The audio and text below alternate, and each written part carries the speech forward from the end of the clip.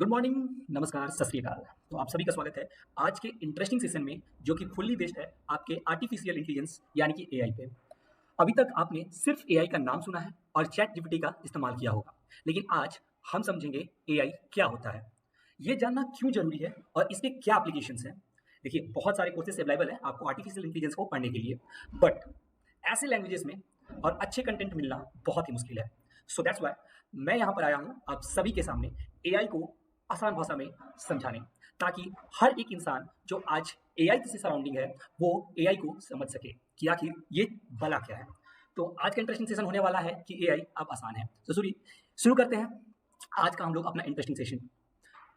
AI AI सुनते हुए सबसे पहले चीज माइंड में क्या आता है, क्या क्वेश्चन आता है कि एआई है क्या। और ये आज के टाइम में सबसे बड़ी चीज है कि ये डर बनती चली जा रही है। डर इन द सेंस ऑफ कि लोग ये समझ रहे हैं कि जो हम एआई है ये हम ह्यूमन बींग्स को टेक ओवर कर लेगा। दैट मीन्स कि जो जॉब्स हैं या काम है जो कि हम लोग करते हैं वो अब एआई की मदद से किया जाएगा और हम लोग जॉबलेस, अनएम्प्लॉयड, और आने वाला टाइम में ये दुनिया पूरी एआई की हो जाएगी। तो फ्रेंड्स, ऐसा कुछ नहीं है। ये बिल्कुल सही नहीं है। आइए समझते हैं ऐसा मिसकंसेप्शन क्यों है और इस मिसकंसेप्शन का सॉल्यूशन क्या है और क्या चीजें हैं जो अभी हमसे अनजान है। So ready for today. First thing, AI को जानने से पहले हम लोग जान लेते हैं कि आखिर एआई का अभी का मार्केट वैल्यू क्या है। एआई की मार्केट वैल्यू की बात करें तो 2033 तक आने वाला 10 सालों में, अभी हम लोग 2024 है, 2033 यानी कि नेक्स्ट 10 इयर्स में जो एआई की वैल्यूएशन है वो 13 टू 22 ट्रिलियन की हो जाएगी। दैट मीन्स जिसमें से 3 टू 4 ट्रिलियंस हमारा सिर्फ जेन एआई का वैल्यूएशन होगा। आज के टाइम में ये एआई का वैल्यूएशन बहुत कम है अगर हम लोग फ्यूचर के इसके स्कोप्स को देख देख रहे हैं तो, और इसके बढ़ते हुए ग्रोथ को हम लोग नजरअंदाज भी नहीं कर सकते। और ये चीज ये जो नंबर है, ये जो आंकड़ा है 13 से 22 ट्रिलियन का, ये दर्शाता है कि इसकी डिमांड आने वाले समय में कितना होने वाला है और इसके एप्लीकेशंस कितने ज्यादा होने वाले हैं। तो कोई भी इंसान इस चीज को नजरअंदाज नहीं कर सकता है और इसी वजह से एआई को जानना और समझना काफी इंपॉर्टेंट है हम सभी के लिए। नेक्स्ट, ये जो 13 टू 22 ट्रिलियन है हमारे पास इकोनॉमी है, इसके आगे की कहानी समझते हैं कि किस तरह से ये बटा हुआ है, किन फील्ड में ये ज़्यादा उपयोग हो रहा है, किन फील्ड में ये अभी कम उपयोग हो रहा है। तो अगर बात करें कि ये सबसे ज़्यादा अभी कहाँ पे इस्तेमाल किया जा रहा है, तो ये हमारे रिटेल में इस्तेमाल किया जा रहा है। अगर सिर्फ रिटेल की बात करें तो ये आने वाले फ्यूचर में ये 0.8 ट्रिलियन की इकोनॉमी देगा, वैल्यूएशन जाएगा।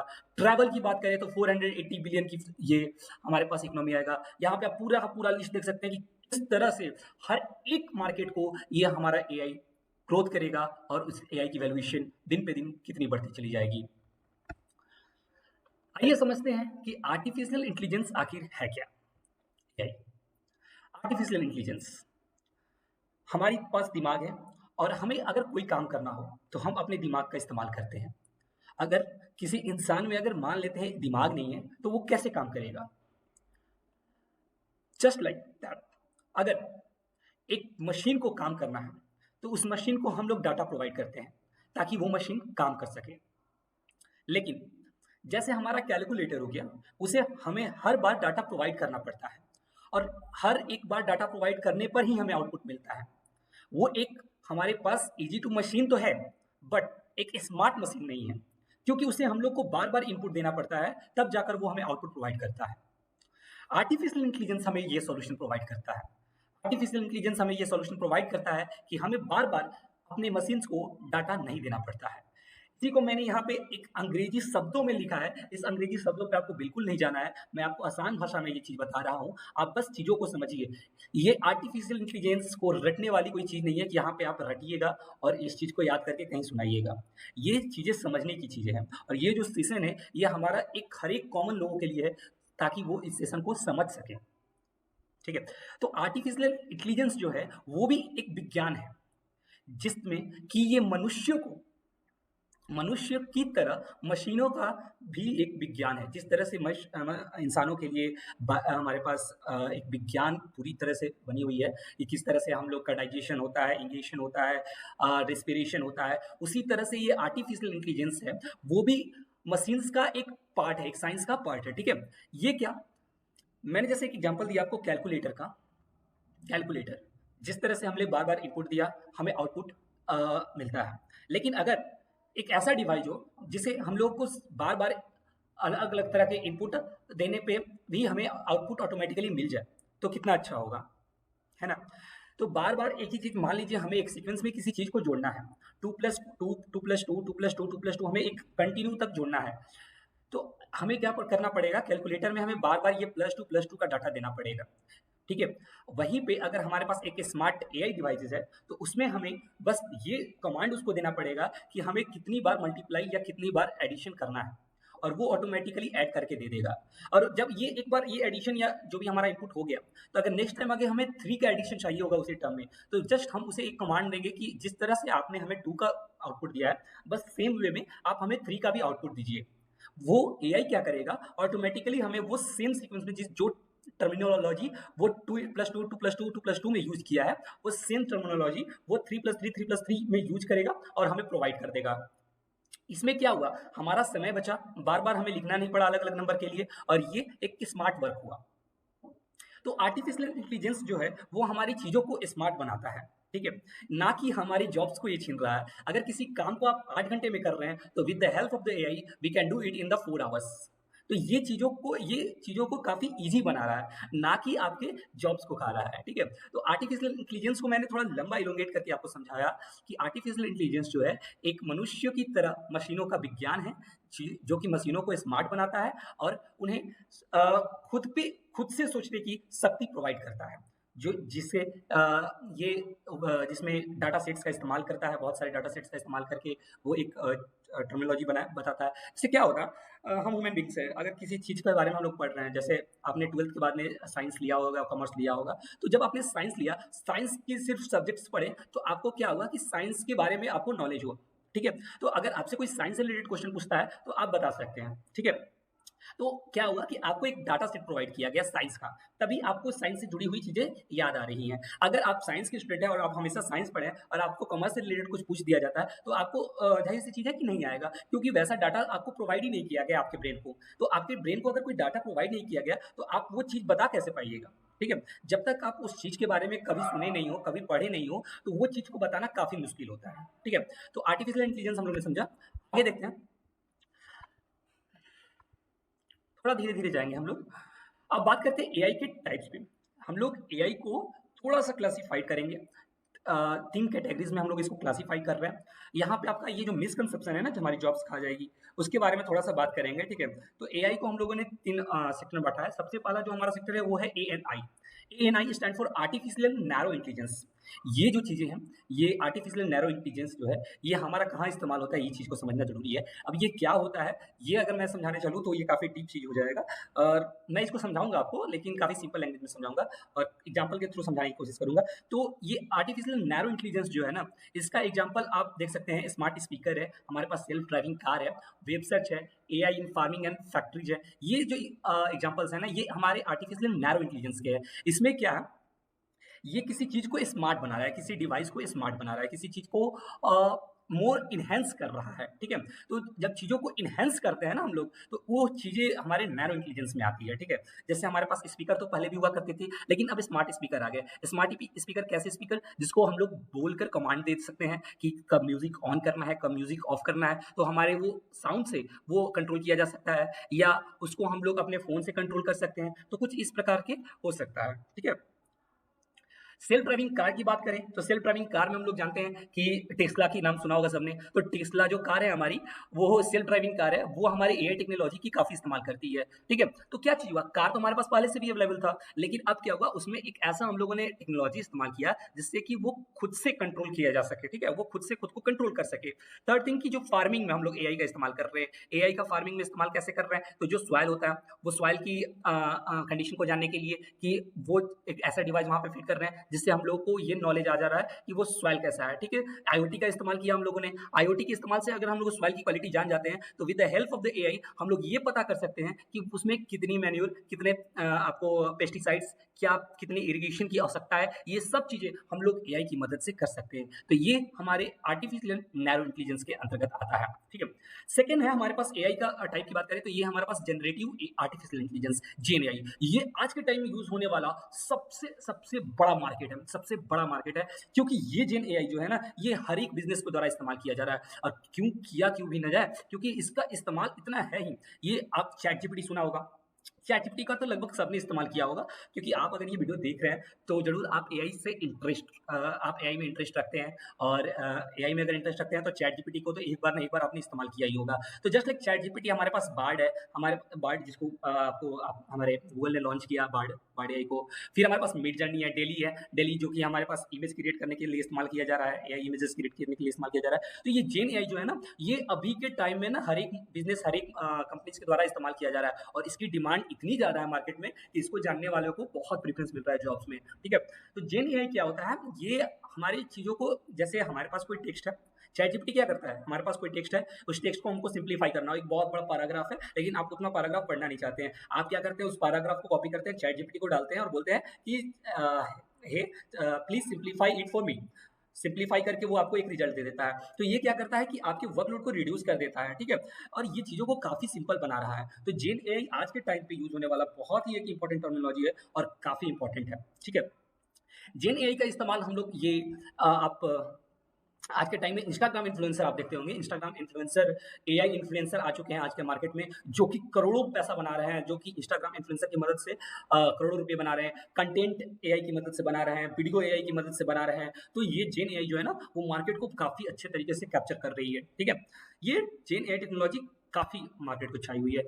थर्ड टेक्नोलॉजी है हमारे पास artificial general intelligence. Artificial general intelligence क्या है, तो यही वो चीज़ है जिसकी वजह से इंसान डर रहा है कि ये जो आर्टिफिशियल इंटेलिजेंस है वो ह्यूमन को टेक ओवर कर सकती है। लेकिन फॉर योर काइंड इन्फॉर्मेशन मैं ये बता दूं कि अभी हम इस टेक्नोलॉजी से काफ़ी काफ़ी काफ़ी दूर हैं, और इस टेक्नोलॉजी तक पहुंचने में अभी हमें बहुत समय है। ये ऐसी टेक्नोलॉजी है जो कि एक ह्यूमन बीइंग, एक मशीन को ह्यूमन बीइंग के इक्विवेलेंट बना सकती है, कि एक ह्यूमन बीइंग जो कर सकता है वो एक मशीन कर सकती है। लेकिन फॉर योर काइंड इन्फॉर्मेशन, ये अभी हमारे पास टेक्नोलॉजी, इस हद तक हम इस टेक्नोलॉजी तक नहीं पहुंच पाए हैं, और इस टेक्नोलॉजी तक पहुंचने में काफ़ी समय लगेगा, और इससे अभी आपको डरने की कोई चीज़ नहीं है। और मुझे ये आशा है कि ये जब टेक्नोलॉजी आएगी, और ये एकदम आएगी, ये हमारे जो साइंटिस्ट है, हमारे जो भी एआई पे काम करने वाले लोग हैं, ये काफ़ी ईगरली काम कर रहे हैं इस चीज़ पे, इस चीज़ को पाने के लिए। लेकिन ये दावा है कि ये चीज़ जब भी आएगी तो ये ह्यूमन बीइंग्स को टेक ओवर नहीं करेगी, बल्कि ये ह्यूमन बीइंग्स को डबल कैपेबल बना देगी किसी काम को करने में। ठीक है, तो ये जो एजीआई है ना, ये एजीआई हमारा मिसकंसेप्शन क्रिएट करता है कि ये जो हमारे ये जो मशीन है ये हमें टेक ओवर कर चुकी है, टेक ओवर करने वाली है। तो ये चीज़ ऐसे बिल्कुल नहीं है। ये जो टेक्नोलॉजी है ये अभी इससे हम लोग काफ़ी दूर हैं, और ये जब टेक्नोलॉजी आएगी तो ये ह्यूमन बीइंग को डबल कैपेबल बनाएगी, ना कि उन्हें जॉब से निकालना पड़ेगा। ठीक है, तो आगे बढ़ते हैं। इस चीज़ को आप लोगों ने आई थिंक समझ लिया होगा। तो नेक्स्ट, अभी ये जो सीज़न है इसमें क्या-क्या पढ़ेंगे, ये चीज़ें हैं, तो ये चीज़ें आपको मैं बताऊँगा बाद में, वन बाय वन आप ये चीज़ें समझ जाएँगे।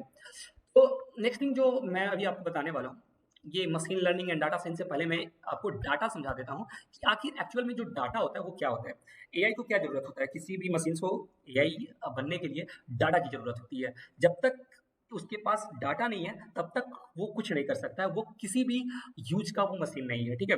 क्या होता है? डाटा क्या हुआ? ये आप देख रहे होंगे, ये आपके पास एक स्लाइड शो में दिख रहा होगा कि घरों का साइज़ दिया हुआ है, bedrooms, number of bathrooms, newly renovated, right?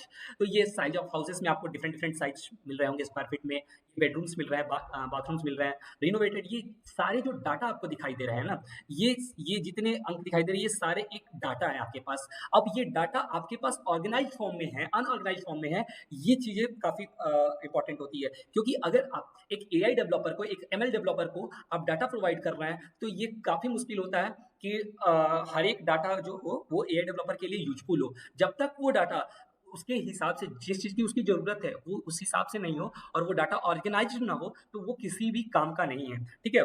तो ये डाटा जो है ना, ये डाटा सेट्स है। जैसे हमारे पास क्या है, अगर हमें एक घर है और उस घर के साइज के हिसाब से हमें ये जानना हो कि उस हाउस का प्राइस क्या होने वाला है। एक ऐसा एज्यूम कर लेते हैं हम लोग कि एक ऐसा एआई मॉड्यूल हम लोग बनाना चाहते हैं जिससे हम लोगों को ये पता चल जाए, अगर उसमें हम लोग अगर हम लोग घर का साइज, उसमें कितने बेडरूम्स हैं, कितने बाथरूम्स हैं, वो तुरंत रिनोवेट हुआ है या नहीं हुआ है, अगर ये सारी चीज़ें उसको हम बता रहे हैं अपने एआई मॉडल को, और उससे हम चाहते हैं कि वो हमें क्या बताए, वो हमें उसका प्राइस बता दे। ठीक है? तो ये जो डाटा है ना हमारे पास, घर का साइज़, ये सब डाटा सेट्स ना हमें पहले उसको प्रोवाइड करना पड़ेगा, और उसको उससे आउटपुट लेने के लिए सबसे पहले हमें उसे ट्रेन करना पड़ेगा उस हिसाब से। उसे हमें number of the data sets उसे देने पड़ेंगे और उसे बताना पड़ेगा कि किस डाटा पे और क्या आउटपुट उसे देना है। अगर हम लोग कोई इनपुट दे रहे हैं तो उसे क्या आउटपुट देना है, वो हम number of the data sets पहले से उसको जो ट्रेन किए हुए ट्रेन डाटा है उसी से वो एनालाइज करके देगा। ठीक है? तो ये जो डाटा है ना हमारे पास, ये जो कलेक्ट करना काम है और उसे ऑर्गेनाइज्ड फॉर्म में लाना ताकि वो एआई डेवलपर की यूज में आए, वो काम एक डाटा साइंटिस्ट का होता है। अब ये डाटा कहाँ से आएगा, ये भी डाटा साइंटिस्ट का काम है, और ये डाटा किस तरह से ऑर्गेनाइज किया जाएगा, ये भी डाटा साइंटिस्ट का काम है, और उस डाटा में क्या यूजफुल है, क्या अनयूजफुल है, और अनयूजफुल चीजों को हटाकर सिर्फ यूजफुल चीजों को एआई डेवलपर को प्रोवाइड करना, ये भी एक डाटा साइंटिस्ट का काम है। अब मशीन लर्निंग का क्या काम है? मशीन लर्निंग का काम है कि जो ये डाटा मिला है उससे एक ऐसा मॉडल क्रिएट करना जो कि उस डाटा से ट्रेन करके एक ऐसा ये मॉडल क्रिएट करना जो कि हमें इनपुट देने पर ऐसे इनपुट्स देने पे हमें एक बेटर आउटपुट दे सके। ओके, नेक्स्ट, ये चीजें हम लोगों ने समझ लिया। एक डिफरेंस द टर्मिनोलॉजी हम लोग समझे कि हमारे पास मशीन लर्निंग और डाटा साइंस के बीच में क्या डिफरेंस है। तो मशीन लर्निंग जो है हमारा, ये machine learning is the field of the study that gives the computers the ability to learn without being explicitly program. इसका मतलब क्या हुआ कि एक ऐसा सॉफ्टवेयर, मशीन लर्निंग क्या हुआ कि एक ऐसा सॉफ्टवेयर क्रिएट करना कि जिससे कि हम लोग को अपने उसको बार बार हमें प्रोग्राम ना करना पड़े। ठीक है? अगर हमें किसी चीज को किसी आउटपुट के लिए बार बार प्रोग्राम करना पड़ता है तब तो वो स्मार्ट हुआ ही नहीं, वो तो फिर हार्ड वर्किंग हो गया। ठीक है? तो स्मार्ट मीन्स कि हमें बार बार उस चीज को प्रोग्राम नहीं करना पड़ रहा है, लेकिन फिर भी हमें डिफरेंट डिफरेंट डाटा के लिए हमें अपना आउटपुट मिल जा रहा है। ठीक है? तो मशीन लर्निंग वो कंप्यूटर का फील्ड है जिसमें हम लोग मशीन्स को ये एबिलिटी देते हैं जिससे कि वो बिना बार बार प्रोग्राम हुए वो हमें बेटर आउटपुट प्रोवाइड करें। ठीक है? ये जो स्टेटमेंट दिया गया है ये आर्थर सैमुअल के द्वारा दिया गया है इन 1959। ये जस्ट फॉर डाटा है, इसे याद करने की कोई जरूरत नहीं है। ठीक है? वहीं पे डाटा साइंस की बात करें तो डाटा साइंस क्या है? डाटा साइंस हमारे पास डाटा को एक्सट्रैक्ट करना, ठीक है, और उससे यूजफुल डाटा को निकालना, ये हमारा डाटा साइंस है। मैंने ऑलरेडी कहा कि डाटा साइंटिस्ट का यही काम होता है कि आखिर हमारे एआई मॉडल के लिए, अगर कोई हम लोग मॉडल बना रहे हैं, जैसे कि अभी मैंने बात किया कि एक house price detector AI model बना रहे हैं जिससे हमें ये पता चल जाए कि ये नंबर, अगर हम लोग घर के साइज और ये नंबर ऑफ बेडरूम्स बाथरूम्स देते हैं तो वो घर का प्राइस कितना होने वाला है, तो उसके लिए हमें बहुत सारे डाटा की जरूरत पड़ेगी ताकि हम लोग अपने एआई मॉडल को ट्रेन कर सकें। तो वो जो डाटा आएगा कहाँ से, वो डाटा को लाना और उस डाटा में यूजफुल डाटा को निकालना, ये सारा काम डाटा साइंटिस्ट का होता है। ठीक है? ये चीज आप लोग समझ गए। यहाँ पे एक मैं टर्म्स आपको बता रहा हूँ, डीप लर्निंग की चीजें। ये डीप लर्निंग मैं आपको बताऊंगा, थोड़ा सा आप इसके लिए वेट कर लीजिए, मैं इस चीज को आपको समझाऊंगा। इससे पहले मैं आपको ये चीज समझा दूंगा। एआई क्या है? एआई एक्चुअली, एआई आपको क्या है मैं आपको समझाना चाहूंगा। एआई जो आप पढ़ रहे हैं ना, एआई एक्चुअल में आपको साइंस हो गया, मैंने जैसे बोला एआई क्या हो गया, साइंस हो गया, लेकिन इसके पीछे की जो टेक्नोलॉजी है ना, वो टेक्नोलॉजी हमारा मशीन लर्निंग है। ठीक है? एआई तो हमारा जो हो गया, ये एआई एक टर्म हो गया, ठीक है, एआई टर्मिनोलॉजी हो गया, लेकिन जो टेक्नोलॉजी है उस टेक्नोलॉजी को हम लोग मशीन लर्निंग कहते हैं। क्या कहते हैं? Machine learning. अब मशीन लर्निंग, ये नाम सुन के आपको पता चलता होगा कि मशीन लर्निंग दैट मीन्स कि we are giving the data to our machines and they learn from the data and provide us the simple output। ठीक है? तो मशीन लर्निंग हमारे पास ये टेक्नोलॉजी है जिसका इस्तेमाल ये हमारे मशीन्स करते हैं और जिनकी मदद से हम लोग एआई मॉडल को बनाते हैं। ठीक है? तो जो टेक्नोलॉजी इस्तेमाल की जा रही है वो हमारे पास कौन सी टेक्नोलॉजी इस्तेमाल की जा रही है? Machine learning. तो मशीन लर्निंग में जो चीज़ें होती है ना, वो दो पार्ट्स में उसको हम लोग क्लासीफाई करते हैं। एक सुपरवाइज लर्निंग होता है, एक अनसुपरवाइज लर्निंग होता है। तो अभी हम लोग जो इस लेक्चर में बात करेंगे, हम लोग सुपरवाइज लर्निंग के बारे में बात करेंगे। तो सुपरवाइज लर्निंग क्या है, मैं आपको सिंपल भाषा में समझाऊं तो सुपरवाइज लर्निंग ये है कि अगर हम लोग कोई इनपुट है हमारे पास ए, और वो इनपुट ए हम किसी मशीन को देते हैं या किसी मॉडल को देते हैं, तो वो हमें आउटपुट बी दे रहा है। मतलब we are giving the input to that model and the model providing us output. मतलब हर एक इनपुट के लिए हमें आउटपुट मिल रहा है, हर एक इनपुट के लिए हमें एक आउटपुट मिल रहा है। ठीक है? ये एक सुपरवाइज लर्निंग होगा। जैसे सुपरवाइज लर्निंग में एप्लीकेशन समझते हैं, एप्लीकेशन से समझने की कोशिश करते हैं। तो सुपरवाइज लर्निंग में जैसे हमारे पास ईमेल है, ठीक है? आपके ईमेल में बहुत सारे ढेर सारे ईमेल आते हैं।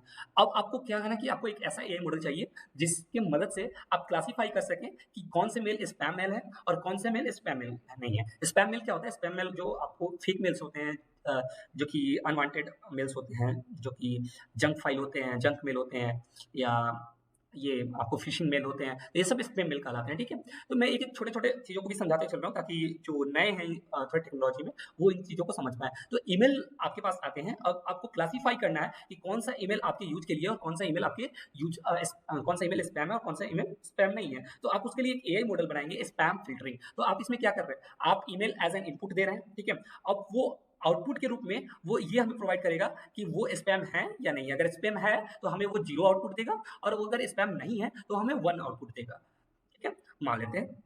तो उसके लिए हम लोग स्पैम फ़िल्टरिंग एक एप्लीकेशन हो गया। फिर अगर हम लोग एक इनपुट ऑडियो को एक इनपुट के रूप में ले लेते हैं, तो ऑडियो मान लीजिए हमारे पास एक ऑडियो है और उसका हम लोग क्या चाहते हैं कि उस ऑडियो में हम लोग क्या बोल रहे हैं, उसका एक ट्रांसक्रिप्ट चाहिए। ट्रांसक्रिप्ट मतलब क्या होता है? मतलब वो रिटन फॉर्मेट में हमें चाहिए, ठीक है? ऑडियो हमें रिटन फॉर्मेट में चाहिए, टेक्स्ट ट्रांसक्रिप्ट फॉर्मेट में चाहिए। तो उस टाइम पे हम लोग एक स्पीच रिकॉग्निशन का इस्तेमाल करेंगे, एआई मॉडल का इस्तेमाल करेंगे, जो कि उस ऑडियो को एज़ अ इनपुट लेगा और उसे कन्वर्ट करेगा टेक्स्ट ट्रांसक्रिप्ट में। अगर वहीं पे मान लेते हैं हम लोग एक ट्रांसलेशन करना चाहते हैं, सामने वाला इंग्लिश बोल रहा है और आपको चाइनीज़ समझ में आती है, तो आप उसको चाइनीज़ में ट्रांसलेट करने के लिए एक मशीन लर्निंग एआई मॉडल का इस्तेमाल कर सकते हैं, मशीन ट्रांसलेशन का इस्तेमाल करते हैं। उसी तरह से अगर ऐड यूज़र इन्फो है, तो किस ऐड आपको क्लिक करना है कि नहीं करना है, तो वो भी आपके लिए एक सुपरवाइज़ लर्निंग हो गया। तो सुपरवाइज़ लर्निंग में नथिंग, बस ये है कि आप एक इनपुट दे रहे हैं और आप उससे एक आउटपुट का एक्सपेक्टेशन रखते हैं कि आप मुझे ये आउटपुट दीजिए, ठीक है?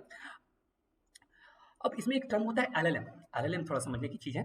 जैसे ये एलएलएम क्या होता है? ये होता है हमारे पास large language model. Large language model या आप हम चैट जीपीटी जो देख रहे हैं, ये चैट जीपीटी जो है हमारा एक लार्ज लैंग्वेज मॉडल का एग्जांपल है। एक लार्ज लैंग्वेज मॉडल के लिए हमें billions, 100 and billions of words का ज़रूरत पड़ता है, ठीक है? मतलब उसको एक मैसिव डाटा की यूज़ पड़ेगा। मतलब बहुत, बहुत, बहुत ज़्यादा डाटा का इस्तेमाल पड़ेगा। अब ये लार्ज लैंग्वेज मॉडल क्या है? ये लार्ज लैंग्वेज मॉडल आपको ये हेल्प करेगा कि अगला वर्ड क्या है, उस वर्ड को आपको गेस करने में। जैसे आपने अपने लैंग्वेज मॉडल को ये सिखाया कि आपका जो फेवरेट ड्रिंक है, वो एक इलायची बबल टी है। यहाँ पे जैसे मैंने एग्जांपल लिया कि माय फेवरेट ड्रिंक इज़ इलायची बबल टी, ठीक है? अब ये टी मैंने ये जो चीज़ है, ये अब मैंने अपने मॉडल को पहले से सिखा रखा है, ठीक है? तो नेक्स्ट टाइम जब मैं उससे पूछूँगा कि माय फेवरेट ड्रिंक, तो वो हमें बताएगा कि yes your favourite drink is इलायची बबल टी। या मान लीजिए मैं उसको सिर्फ नेक्स्ट वर्ड प्रेडिक्ट करने के लिए इस्तेमाल कर रहा हूँ, तो मैं उसे कमांड दूँगा कि प्लीज़ या hey GPT can you provide the next word of my favourite drink. तो अगर मैं उसको पहले से ये चीज़ सिखा के रखा हूँ, तो वो हमें नेक्स्ट वर्ड इज़ देगा। उसी तरह से मैंने यहाँ पे सीक्वेंस इस्तेमाल किया कि उसका नेक्स्ट वर्ड वो क्या हमें आउटपुट के रूप में देगा। तो ये जो चैट जीपीटी है ना हमारा, एक लार्ज लैंग्वेज मोड का ही बेस्ट एग्जांपल हमारा पे उभर के आता है, ठीक है? आगे बढ़ते हैं इस चीज़ को समझने में। सुपरवाइज्ड लर्निंग आपको समझ में आ गया होगा कि हर एक इनपुट के लिए आप एक आउटपुट का एक्सपेक्टेशन रखते हैं, ठीक है? और यहाँ पे जो चीज़ें हैं, इसमें आपको ये चीज़ समझ में भी आया होगा कि एप्लीकेशंस में कि स्पीक रिकॉग्नाइजेशन के जैसे हम लोगों ने इस्तेमाल किया ऑडियो से टेक्स्ट ट्रांसक्रिप्ट के लिए, हम लोगों ने विजुअल इंस्पेक्शन का इस्तेमाल किया। जब हम लोग सेल्फ ड्राइविंग कार मान लेते हैं, टेस्ला है, तो उसमें सेल्फ ड्राइविंग कार, तो उसमें विजुअल इंस्पेक्शन की एक टेक्नोलॉजी होती है। अब वो क्या करता है कि सामने आने वाला जो कार है, उसको पहले ही इंस्पेक्ट कर लेता है और वो उसको इंस्पेक्ट करके एक डिस्टेंस रडार की मदद से उसका डिस्टेंस मेजर कर लेता है कि कितने डिस्टेंस पे वो कार है, ताकि ब्रेक अप्लाई करने पे कब उसको रुकना है। तो ये टेक्नोलॉजी जो है ना, ये भी हमारी एआई की मदद से यूज़ की गई है, ठीक है? आगे देखते हैं, तो आखिर ये जो एआई है, ये अभी ही क्यों उभरा है इतना ज़्यादा? इतना ज़्यादा हमें एआई एआई जो सुनने को मिल रहा है, ये अभी इतना ज़्यादा एआई क्यों सुनने को मिल रहा है? ये पहले क्यों नहीं डेवलप किया गया? इसका इसका मेन रीज़न है इंटरनेट।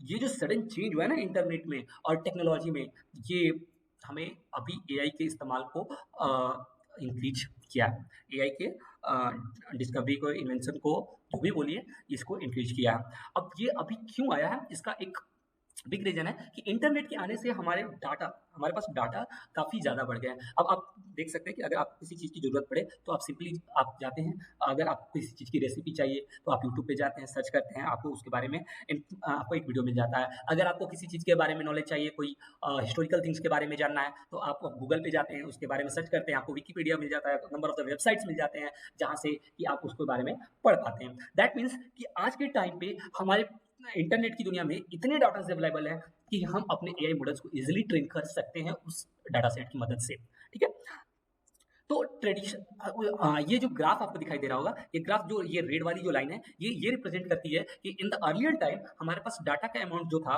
वो कितना कम था, और इस अमाउंट ऑफ डाटा के कम होने की वजह से हमारा परफॉर्मेंस कितना कम था। ये लोएस्ट है जो ट्रेडिशनल एआई में इस्तेमाल किया जाता था, जिसमें अमाउंट ऑफ डाटा हमारे पास कितना कम था, उस हिसाब से हम लोग पीछे थे। धीरे धीरे हमारे पास डाटा का अमाउंट बढ़ा, तो हम लोग स्मॉल न्यूरल नेट में आए, फिर हम लोग मीडियम न्यूरल नेट में आए, और आज हम लोग लार्ज न्यूरल नेटवर्क में बढ़ चुके हैं, क्योंकि हमारे पास एक बिग डाटा अवेलेबल है। जो बिग डाटा हम लोग जानते हैं, कभी नाम सुना होगा आपने बिग डाटा का, और नहीं सुना है तो मैं आगे समझा दूंगा आपको कि बिग डाटा क्या होता है। तो ये लार्ज मैसिव डाटा, ये जो सारी चीजें हैं ना, सारे खेल हो रहे हैं, ये डाटा पे खेल हो रहे हैं। ठीक है, तो ये डाटा ही है जो आज के टाइम पे इतने एआई को इनहेंस कर पाए हैं और एआई को डेवलप करने में हेल्प कर रहा है। ठीक है, ये मैंने डाटा सेट, ये आपको पहले हमें शो कर देना चाहिए था। ये जो डाटा सेट दिखाई दे रहा है ना आपको, इसे डाटा सेट बोलते हैं। सेट मतलब कि किसी चीज के लिए आउटपुट इनपुट दोनों चीज हमारे पास अवेलेबल हो। ठीक है, जैसे साइज ऑफ हाउसेस है, नंबर ऑफ बेडरूम्स है, और ये प्राइजेस है। ये हमारा ए जो हुआ, ये इनपुट हो गया, बी जो हो गया हमारा आउटपुट हो गया, तो ये टोटल जो डाटा हो गया, ये एक हमारा डाटा सेट हो गया। जिस तरह से ये मैंने मान लीजिए अपने एआई मॉडल को ये फिगर दिया कैट का, अब उसे रिकॉग्नाइज करना है कि ये कैट है कि नहीं कैट है, तो वो सर्च करके ये बताएगा हमें कि या इट इज कैट और नॉट। जैसे यहाँ पे डिफरेंट साइकिल है, अब इसको रिकॉग्नाइज करेगा, क्या ये कैट है, नहीं ये कैट नहीं है। ये क्या ये कैट है, हाँ ये कैट है। ये कार को रिकॉग्नाइज करना, क्या ये कैट है, नहीं ये कैट नहीं है। एक यहाँ पे हम लोग इनपुट देना है और उससे हम लोग एक आउटपुट एक्सपेक्ट कर रहे हैं। तो ये क्या हुआ, एक सुपरवाइज लर्निंग का भी एग्जांपल हो गया, और डाटा सेट भी आपने समझ लिया। ठीक है, ये डाटा सेट। तो ये मैं एंड करने से पहले मैं एक चीज, मैंने एक आपको स्लाइड स्किप किया था, ये डीप लर्निंग का स्लाइड जो था। अब ये डीप लर्निंग क्या होता है, डीप लर्निंग का समझने की कोशिश कीजिएगा कि एआई जो हो गया, ये पूरा एक साइंस हो गया। ठीक है, अब एआई के अंदर साइंस का जो टेक्नोलॉजी है वो एमएल मशीन लर्निंग हमारा एक टेक्नोलॉजी हो गया, और मशीन लर्निंग के अंदर एक हमारा टेक्नोलॉजी है डीप लर्निंग, जो कि आज के टाइम पे बहुत ज़्यादा रिसर्च हो रही है इस टेक्नोलॉजी पे, क्योंकि ये बहुत ही इंपॉर्टेंट टेक्नोलॉजी है, जिसपे कि हमारा जो एएनआई, जो हम आर्टिफिशियल न्यूरल नेटवर्क की जो हम बात करते हैं, smart speaker, self driving car या एआई इन द फार्मिंग, ये जो एग्जांपल्स हम लोगों ने देखा था आर्टिफिशियल न्यूरल नेटवर्क में, ये सब ये डीप लर्निंग के कारण ही पॉसिबल हो पा रहा है। डीप लर्निंग क्या है, डीप लर्निंग मतलब, डीप मतलब क्या समझ रहे हैं कि गहराई, किसी चीज को आप कितने गहराई से एनालाइज कर पाते हैं। तो ये deep learning is nothing but it is the mathematical equation. आप एक मैथमेटिकल इक्वेशन समझ रहे हैं, समझिए इस चीज को, कि अगर मान लीजिए आपको आउटकम 6 चाहिए, ठीक है, आपको 6 लाना है, तो आप कितने तरीके से 6 ला सकते हैं मैथमेटिक्स में। आप 2 को 3 बार जोड़िए, या 2 को 3 से मल्टीप्लाई कीजिए, आप 3 को 2 से मल्टीप्लाई कीजिए, आप 3 को 2 बार जोड़िए, आप 4 प्लस 2 कीजिए, आप 2 प्लस 4 कीजिए, आप 1 प्लस 5 कीजिए, 5 प्लस 1 कीजिए। तो मतलब एक चीज समझने की कोशिश कीजिए कि आप कितनी तरीकों से 6 तक पहुंच सकते हैं। ये डीप लर्निंग हुआ। ठीक है, मैंने कितनी, ये चीज मैं इससे आसान भाषा में नहीं समझाई जा सकती कि डीप लर्निंग क्या है। डीप लर्निंग क्या हुआ कि आप अपने रिजल्ट तक कितने तरीकों से पहुंच सकते हैं, या आपके पास डिफरेंट डिफरेंट, अगर मान लीजिए मैंने आपको सिखाया कि देखो भाई 6 अगर आपको लाना है ना, तो 2 प्लस 4 करना पड़ेगा। ठीक है, तो आपसे नेक्स्ट टाइम पूछा गया कि अरे भाई बताइए कि अगर 2 इंटू 3 6 लाना है, लेकिन हमें मल्टीप्लाई करना है, तो कैसे 6 आएगा। लेकिन तो उस टाइम पे आप बोलिएगा कि मुझे तो नहीं मालूम, क्योंकि मुझे तो सिखाया गया कि 2 प्लस 4 6 होता है। तो वो क्या हुआ, वो सिंपल लर्निंग हो गया। अब डीप लर्निंग क्या हुआ, डीप लर्निंग में मैंने आपको सारी चीजें, सारी एक्सपेक्टेड जो हमारे पास पॉसिबल टर्म्स हो सकते हैं 6 को लाने के लिए, वो मैंने सब सिखा दिया आपको। 2 प्लस 4 सिखा दिया, 4 प्लस 2 सिखा दिया, 1 प्लस 5 सिखा दिया, 5 प्लस 1 सिखा दिया, 2 इंटू 2 सिखा दिया आपको। तो ये सारे पॉसिबल आउटकम सिखा दिया कि आप 6 किस तरह से ला सकते हैं। ठीक है, तो ये जो number of the data sets मैं आपको प्रोवाइड कर रहा हूँ, तो अगर आपको नेक्स्ट टाइम अगर कोई पूछता है कि आप बताइए कि मैं 2 को कितनी बार मल्टीप्लाई करके 6 ला सकता हूँ, तो आपको मैंने ये चीज सिखा रखा है, तो आप ये इजिली डाटा हमें दे सकते हैं। तो ये जो चीज हुआ ना, ये डीप लर्निंग हुआ। आप यहाँ पे जैसे देख सकते हैं,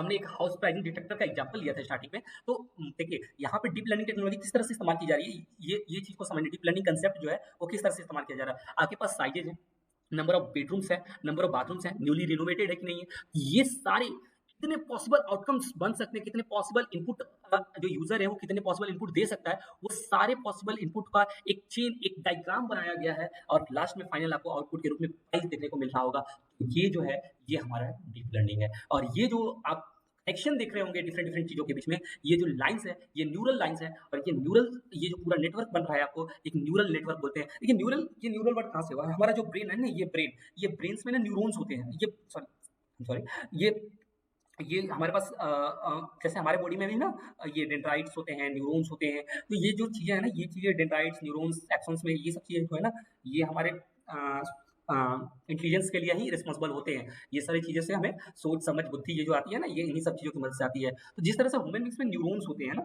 उसी तरीके से ये न्यूरॉन्स उसी चीज़ से आया हुआ है कि यहाँ पे भी आर्टिफिशियल इंटेलिजेंस है, तो यहाँ पे आर्टिफिशियल न्यूरल नेटवर्क आ गया, आर्टिफिशियल न्यूरल इंटेलिजेंस आ गया, ठीक है? तो ये न्यूरल वही है और ये न्यूरल्स लाइन्स आपको देखने को मिल रहे होंगे, ये जो कनेक्टेड किए जा रहे हैं, ये हमारे पास डीप लर्निंग होता है। एआई जो हो गया, वो हमारे पास पूरा साइंस हो गया। ये कोई टेक्नोलॉजी नहीं हुआ, ठीक है? टेक्नोलॉजी हमारा मशीन लर्निंग एमएल हुआ, ठीक है? ठीक है, तो और उसमें जो कंसेप्ट इस्तेमाल किया जा रहा है, मैथमेटिकल इक्वेशन इस्तेमाल किया जा रहा है, वो किसका इस्तेमाल किया जा रहा है? डीप लर्निंग का इस्तेमाल किया जाता है, ठीक है? तो ये चीज़ आई थिंक आपको क्लियर हो गया होगा। तो आज के सेशन को मैं यहीं एंड करना चाहूँगा। आई थिंक सारी चीज़ आपको समझ में आ रहा होगा। ये स्लाइड जो आप देख रहे हैं ना, ये कंटेंट बहुत ही इम्पोर्टेंट जगह से मैंने उठाया है और ये कंटेंट आपको बहुत कम जगहों पे मिलेगा। इतनी सिंपल भाषा में समझाना है कि आप एक सिंपल आदमी हो जिसे टेक्नोलॉजी से कोई वास्ता ना हो, वो भी इस चीज़ को समझ सके। मैंने बहुत प्रयास किया है इस चीज़ के लिए। तो आई थिंक एआई अब आसान है, आपको भी लग रहा होगा, ठीक है? तो AI is not only about the theory, ये काफ़ी प्रैक्टिकल भी इसमें जानना इम्पोर्टेंट है। लेकिन अभी के जो हमारे सेशंस होंगे, ये थ्योरी पे ही सेशंस होंगे कि जब तक आप इस चीज़ को फ़ील नहीं कीजिएगा, आप इस चीज़ को महसूस नहीं कीजिएगा कि आखिर आप जो चीज़ के बारे में पढ़ने वाले हैं या सुन रहे हैं, ये चीज़ आखिर है क्या और ये चीज़ में कमाल क्या है, तो तब तक आप इस चीज़ को प्रैक्टिकली सीखने में कोई इंटरेस्ट नहीं आएगा। सो आप इन चीज़ों को समझें, ये जो मैंने चीज़ समझा इसका आप स्क्रीनशॉट ले सकते हैं, ठीक है? ये चीज़ आपने समझा, काफ़ी इंपॉर्टेंट समझा। आप मुझे लिंक्डइन पे फॉलो कर सकते हैं, सत्यम क्यासिन 77 पे लिंक्डइन आईडी है हमारा, ठीक है? और मैं अपने बारे में थोड़ा-सा बता दूँ, आज जैसे कि फर्स्ट सेशन था हमारा एएनएमएल का, तो आप बोलते होंगे कि कौन हैं आप जो आप मुझे एएनएमएल सिखाने आ गए हैं। तो मैं अपने बारे में थोड़ा-सा बता दूँ कि मैंने तो एक्चुअल में डिप्लोमा इन इलेक्ट्रिकल इंजीनियरिंग किया है, but I have a very keen interest in this all things related to computer science from a very small age. तो मैंने लैंग्वेजेस सीखी है खुद से, सेल्फ लर्न टेस्ट हूँ मैं, तो मैंने खुद से लैंग्वेजेस सीखा है। मैंने खुद से एएनएमएल सीखा है, ठीक है? तो एएनएमएल का मैं खुद को बहुत बड़ा एडवांस नहीं बोलता हूँ क्योंकि मैंने काफ़ी एडवांस इसके बारे में नहीं सीखा है। बट फिर भी आप चाहें तो अगर आपको कुछ शक हो तो मैं आपके कोर्सेरा का प्रोफाइल दिखा दूँगा। I am intermediate level of the intermediate level in the ANML in the Coursera, ठीक है? तो मैं जियो सर्टिफाइड एएनएमएल स्पेशलिस्ट जो होता है, उसका एक फाउंडेशन का एक एग्ज़ाम होता है, टेस्ट होता है, मैंने उसे भी क्वालीफाई किया है, वो भी टॉप 10 के रैंकर में आकर। और साथ में मैंने कोर्सेरा के बहुत सारे एआई एंड एमएल के कोर्सेज़ किए हैं। मैं कोर्सेरा का एक सर्टिफाइड स्टूडेंट भी हूँ, तो मैं ये दावे के साथ कह सकता हूँ कि मैं जो आपको चीज़ें और जो कंटेंट आपको दे रहा हूँ, ये काफ़ी सही कंटेंट है और अगर ये चीज़ों को आप फॉलो करते हैं, तो आपको भी एआई में इंटरेस्ट आएगा और आप भी एआई आसानी से सीख पाएँगे। तो दैट्स ऑल फॉर टुडे। आज के सेशन में इतना ही, ठीक है ना? ज़्यादा नहीं करते हैं, ज़्यादा करेंगे तो ज़्यादा हो जाएगा, तो आज का सेशन यहीं पे एंड करते हैं। बाय-बाय और क्या बोलते हैं आज? आसान हो गया ना? चलो ठीक है, बाय।